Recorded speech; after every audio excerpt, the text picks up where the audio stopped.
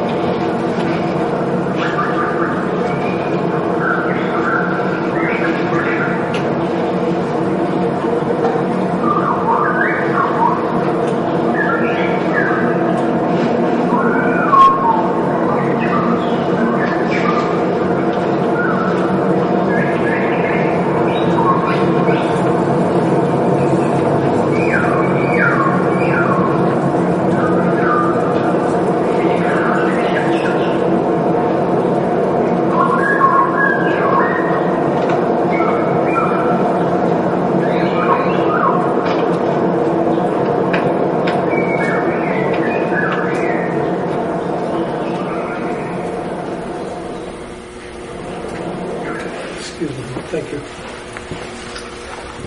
So I'm deeply interested in the relationship between physicality and psychology, and in particular, the effects of exhaustion and complete fatigue on one's mental state. And there's an abstraction of thinking, a particular way that thinking becomes abstracted when adrenaline, endorphins, and oxygen flood the brain through, extreme physical situations, things that involve duration, and those can be a really profound experience.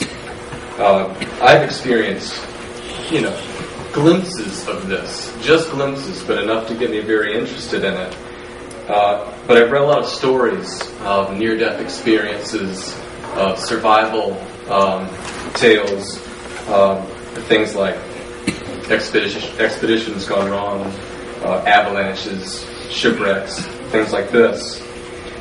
And those descriptions of what is occurring in the mental state in these situations is really phenomenal.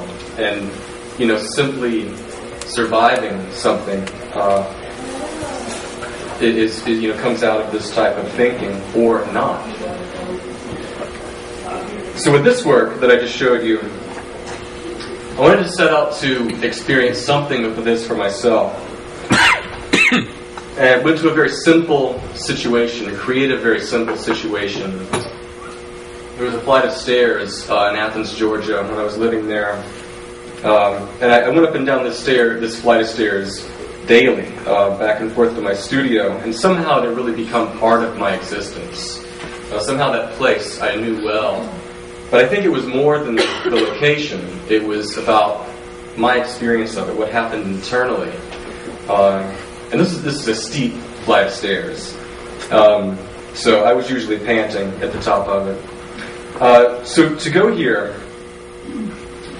I wanted to go there with no expectation of really making any kind of art. I went there with a video camera to document the event. But I went there and left myself lots of room to improvise and just have the experience. And as I did this, I ran up and down the stairs repeatedly. I did this until I was so, I couldn't run anymore, and I would walk up and down the stairs. And in doing this, naturally, I get all the chemicals in my brain, and somehow my thinking shifted. And I eventually decided to do this backwards. So I was walking up and down these stairs in reverse. And this reversal, you'll see in some coming images, is something that kind of worked into a visual language. Reversal and doing things backwards, that worked its way into paintings, and I'll show you that coming up.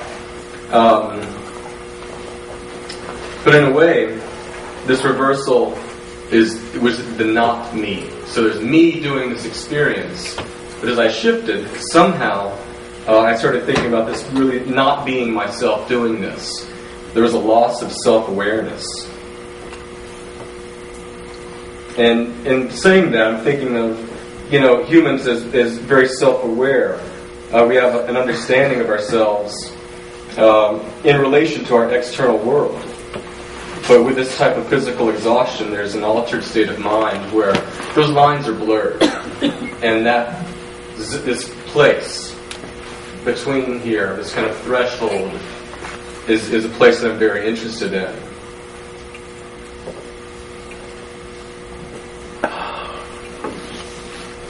So, an interesting thing is that the video itself, the footage, is a very concrete type of document.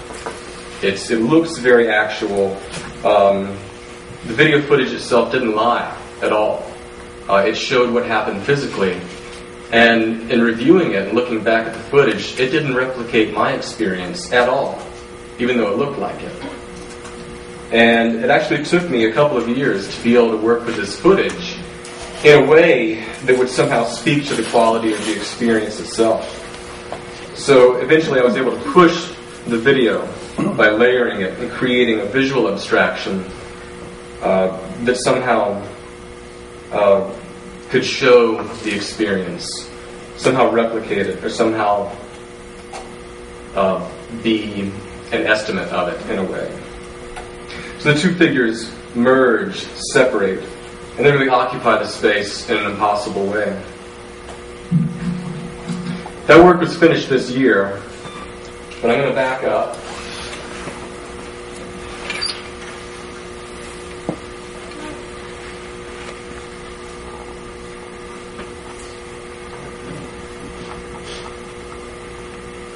And describe some of my undergraduate work. And as a student, I was really focused on rendering the figure. Whether I was working in printmaking and painting, and sculpture or drawing, the figure was really the subject. And I did, countless figure studies, and drawing them from observation through the multiple experiences that way really became a base or a foundation of my work. And this period was about building, on the one hand, a technique to being able to render in a way that would be spontaneous and natural through repetition.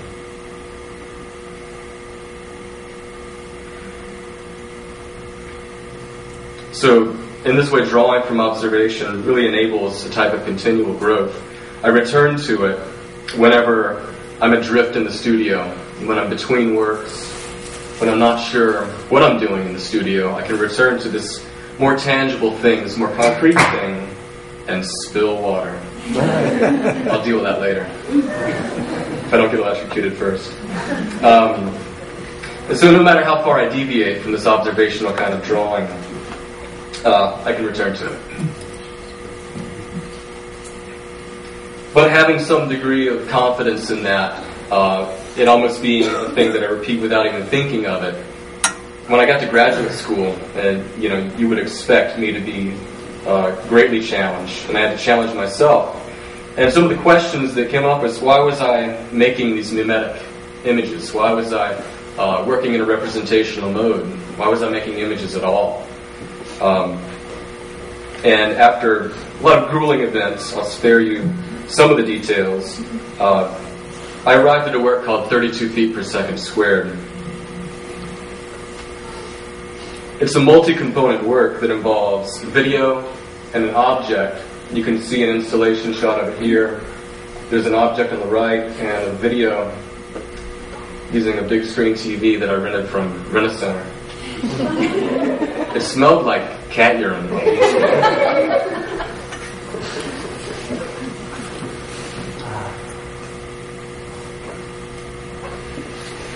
It's process-based, this work, and the object that came out of it is really just that. It's an artifact in a way, and I'll come back to that in just a moment.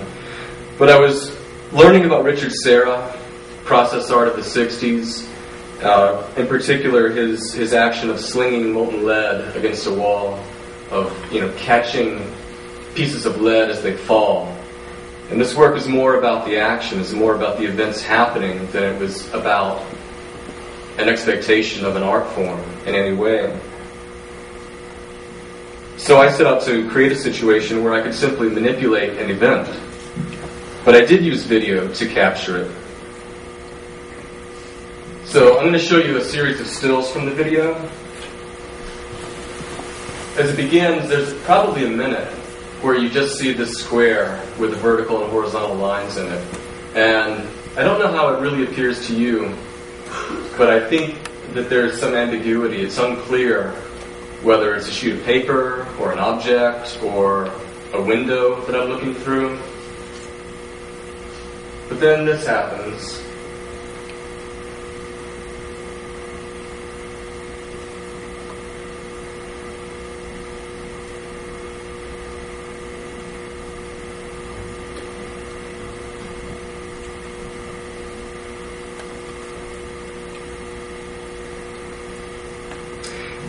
And this is the object that came out of it, and I refer to it as an artifact of the event. There's a big element of chance that was introduced through this process, and it was simply something that I could work with. Gravity is a huge force, and the only thing I can do is work with it there. The stone actually fell about 30 feet and crushed the steel panel that I had fabricated and scored vertical and horizontal lines into. So in a way, the picture plane is really being transformed and altered. This work began my interest in having a relationship between a primary event and an artifact or images as a result of that event.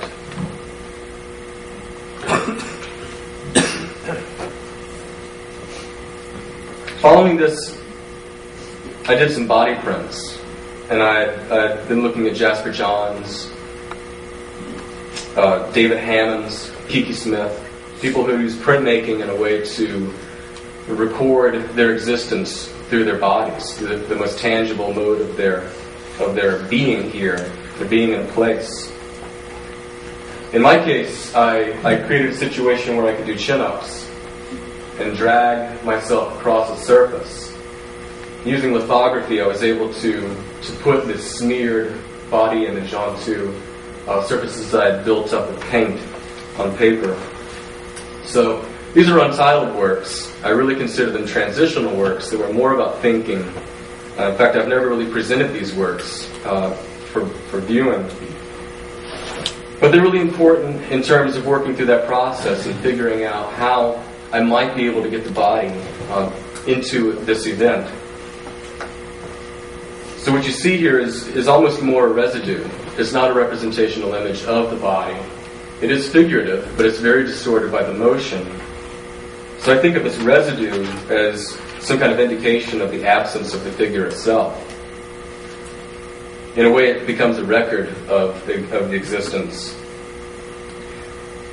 And with this idea of absence coming in, ideas about mortality and the way that I work and the themes that I'm developing really start to emerge. Also, it's the beginning of exploring exertion and physical exhaustion as a means to getting to work. I did variations in this, and of course printmaking gives you the possibility to create multiples, and that gave me a chance to begin arranging things.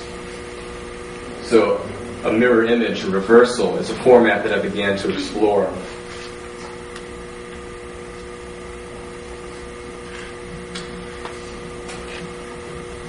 This is a still from a Super 8mm film that I made. And again, I'm using an event to make something very simple. So the conceptual approach is very open. As I described earlier, I simply set up a camera and began to do a number of physical activities in front of it.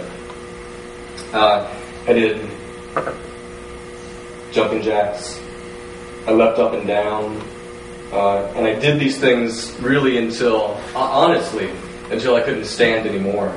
And I would have to crouch and eventually lie down. This really took this idea of exhaustion to a new level.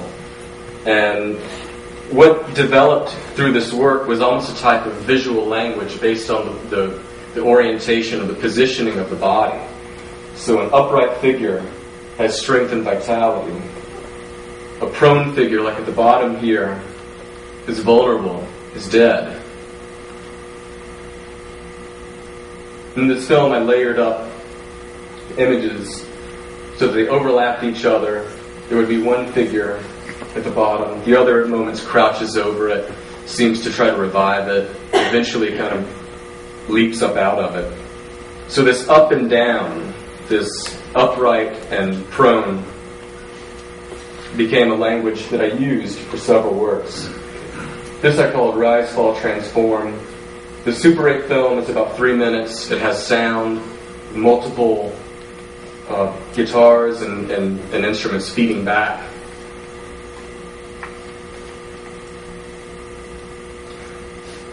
But the conceptual issue tied up in here and the images in the work I brought into these mixed media works. This is an image from my MFA exhibition at the University of Georgia in 2004. They're mixed media. They include several processes: painting, printmaking, both lithography and screen printing. There are metallic surfaces with oxides and patina on them. And the computer, Photoshop in particular, was really a big part of making these images. I was able to bring the images in from the film, adjust them, put them out so that they became part of printmaking and ultimately part of the painted surface. And there are distortions that occur through this multi-step process. And I think that those distortions, along with this idea of a ghostly image, the absence of a figure, is evocative of ideas about transience and different views of the self. This is called Dual Self-Portrait, 24 by 40 inches. Again, painted surface, lithography. Silent self-portrait.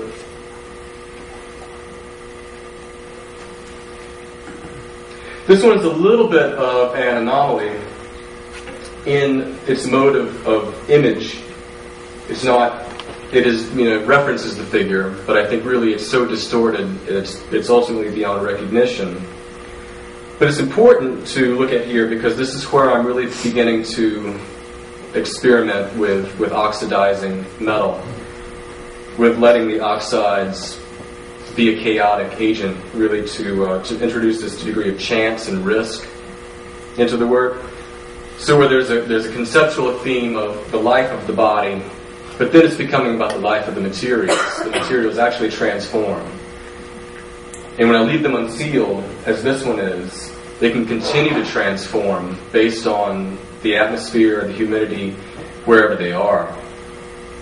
This is absolutely informed by Robert Rauschenberg's use of oxides and patina, Andy Warhol, Sigmar Polke, and he in particular because he discussed these as fugitive materials, things that would shift constantly. So there's a fleeting quality there. Something about time, temporality is tied up in the materials itself. This is called upright figure, fallen figure. It's a life-size figure, standing upright, 85 inches tall. As I mentioned before, multiple materials. It's on paper, several sheets of paper that are joined. You can see where there's a seam here. There's a love of building, of crafting, of toiling over a surface, scraping paint, sanding things away, building new layers, pushing them, materially through sanding, etc. That I love this type of process. I love making stuff.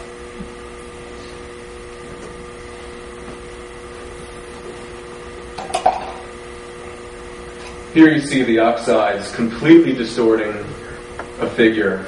It's probably not recognizable, but you will see the figure again in upcoming images.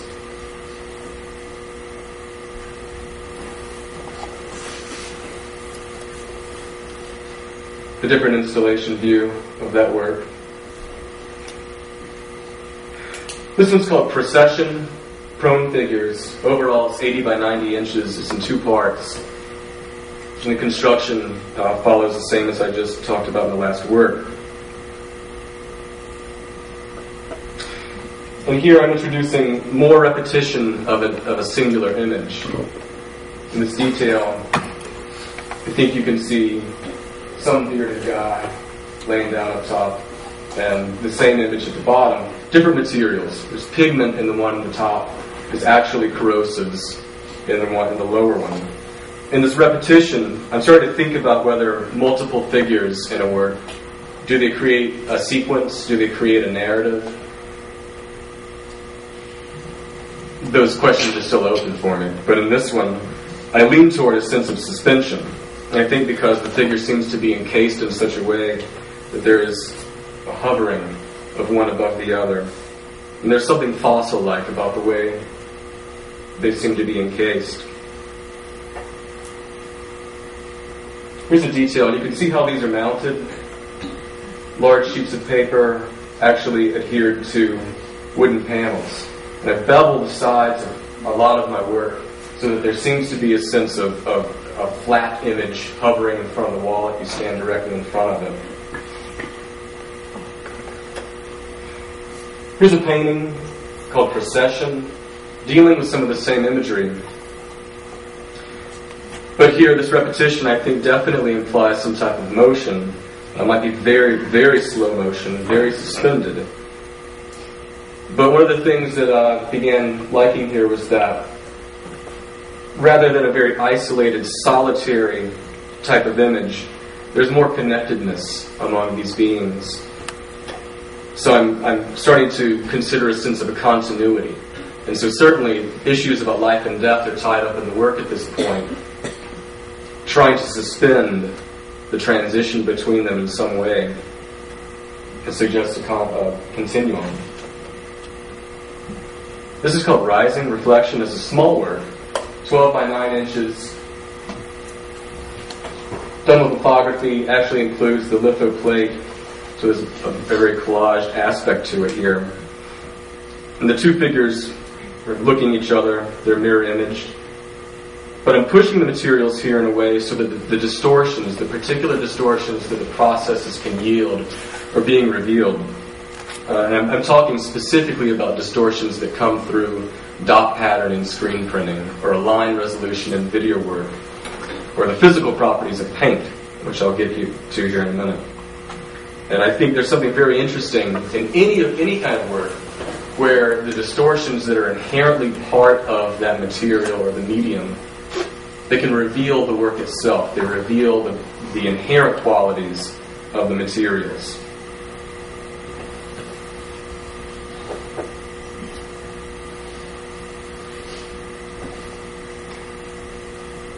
This is called Upright Sleepers. It's a lithograph.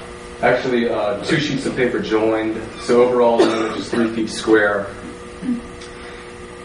And here, I'm just using drawing materials, returning to this love of drawing, and using the materials to consider this sense of distortion even more. In a way, replicating the distortion that was in the film.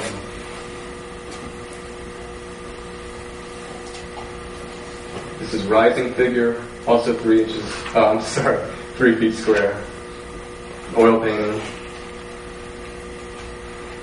And this I called Subterranean Sleeper. 58 inches by 43. Oil painting that also includes some copper leafing in the lower section. And here I'm really, at this point, really invested in exploring painting and the particular qualities of paint. There are different effects that the paint achieves in this image. You cannot see it in these at all. But in the upper section, it's so glossy, it's immersive. There's something like a window in this upper area. But in the sides, where you see the stratification, it's very, very matte, very dull. And I think it alludes to something more geologic or maybe architectural. And certainly the positioning of the figures inside of here is like entombment. There's something about burial here. And there seems to be some type of simultaneous thing happening here with the way this figure overlaps the lower one. So again, I'm thinking about this possibility of a continuum in the life and death cycle. This is a mock-up for the work, and I want to share this with you because I mentioned the use of Photoshop. And I think that's very common now for a lot of painters or any artists to use it as a mock-up tool. But I want to talk about how I use it in as crude a way as I can, in a way that doesn't lock me into trying to mimic or replicate what the computer is telling me, but in such a way that I can vary from it.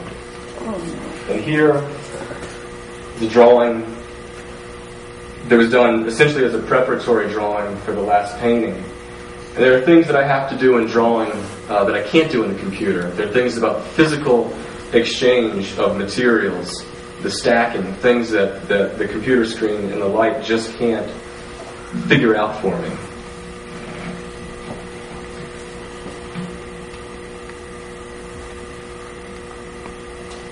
This is an installation view for those works. And that's really the end of that series of works that dealt with that source imagery in that film that refers to the body.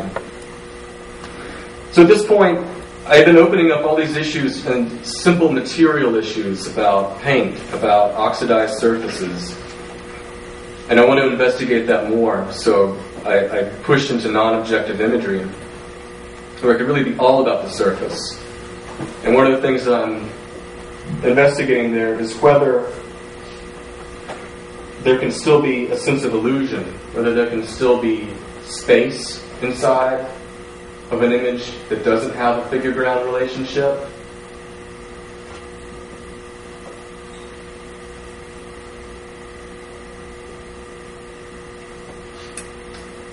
These are called transformers. They're 20 by 24 inches. Again, I'm using oxides to patina a surface, but using resist in a similar way that a person might in printmaking. There is something that comes out of that experience that informs this. So the bright areas have actually been sealed, and all the areas that have coloration have been affected by chemistry, been changed. And so there's something alchemical about what's happening here, a literal transformation but absolutely an attempt to create beautiful things.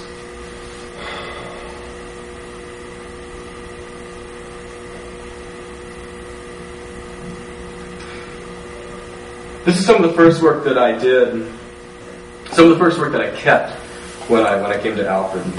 I think it looks kind of like Alfred at the moment.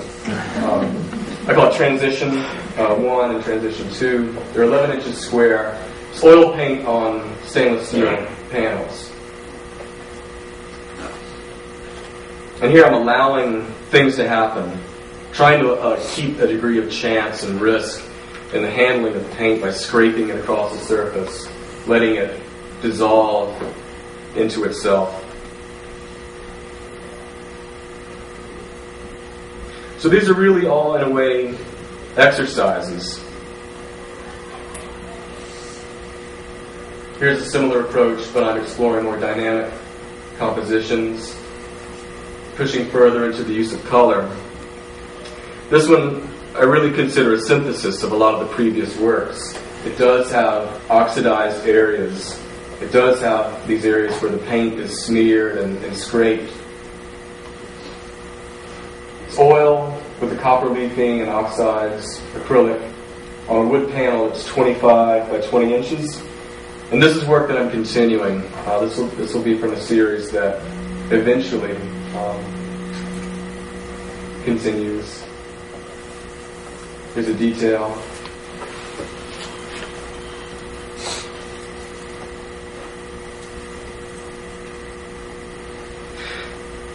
So painting has really become something really immediate and gratifying. It's fun. It's a lot of fun, but I work hard to have that fun in a way. Serious play. Okay, speaking of play, I like to draw skulls. I just like to. And again, I mentioned the idea of doing exercises. I'm using the image as an exercise. But the skull is an icon. It's something that's been used throughout Western art history, at least, as an icon, that's a contemplation on death and mortality, memento mori. But then, in some of these, I'm using very rich, very life-affirming colors, things that are invigorating and seem vital. And in these, I'm starting to think again, I'm using this term synthesis fairly loosely, but a synthesis between representational imagery and a more painterly mode of abstraction, so that the image itself is distorted by the process of painting. So I'm letting things happen, having to respond to the types of things that happen on almost a macro scale. There's small nuances in the paint itself that I really get pretty fascinated by.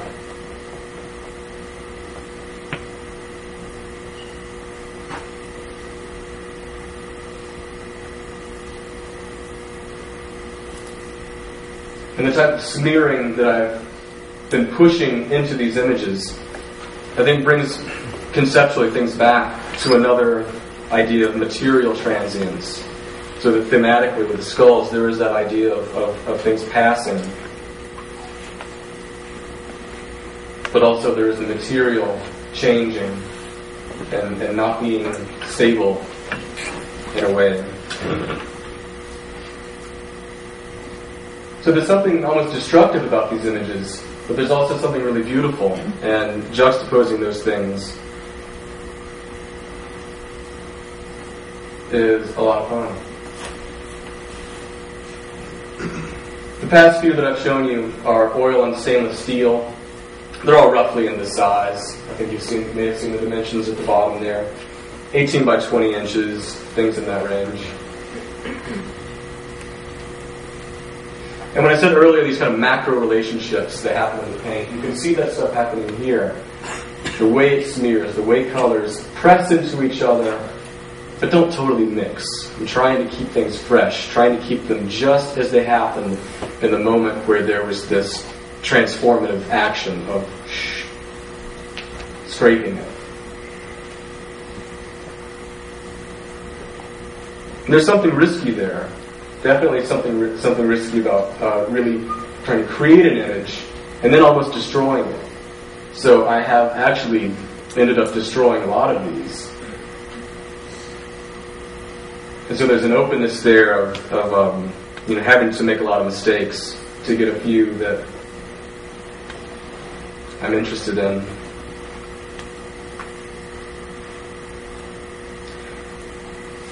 This is a recent work.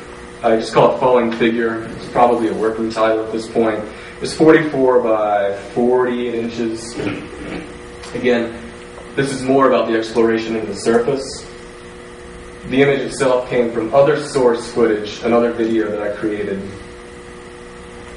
But I'm showing it to you here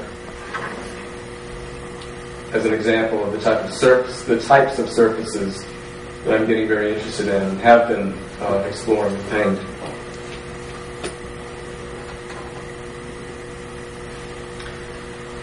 I'm currently working on a work that involves video and a series of paintings, and I'm calling it Transient Being at the moment. This is a still from the video, and this, along with the paintings, will be shown in March at Fosdick Nelson. I'm showing alongside Laurel J. Carpenter, Michelle Illuminato, and Barbara Latanzi.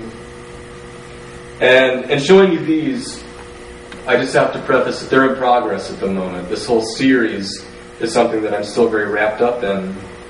And I like what John Cage said about this kind of situation. He said you can't create and analyze at the same time. And while I'm finished with a few of these individual components of the work, the body of work is still really developing. So I'm just letting this brew. I'm letting myself absorb what's happening so that I stay responsive in a way to what I see. I think what's happening, and I think what all the skull exercises have kind of brought me to, is some combination of representation or illusion. I prefer to use that term at this point, with total abstraction. So the paintings that I'm showing here are 50 by 32 inches, oil on canvas. Here's a detailed image of that last one.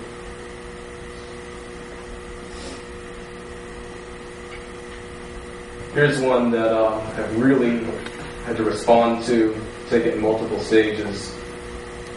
It started off almost identical to the last one I showed, but it essentially got destroyed and I rebuilt it.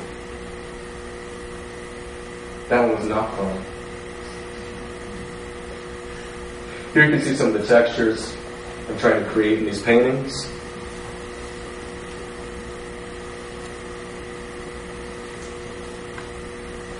And then here's my most recent plan for the work. I put this plan together after I completed 2 of these paintings. This may be at the show in March. It may not, but this is what I'm shooting for. If it comes together this way, it'll be about 24 feet wide in these 3 parts. And I just wanted to share that with you to kind of bring you into the process a little more of how I respond to the work that I'm doing and where I think it might go. I have one more thing to show you here. A video called Procession. It'll just run 2 minutes. This is actually going to show Saturday and Sunday in Buffalo at the Birchfield Penny Arts Center. A show that Victoria Bradbury is also in.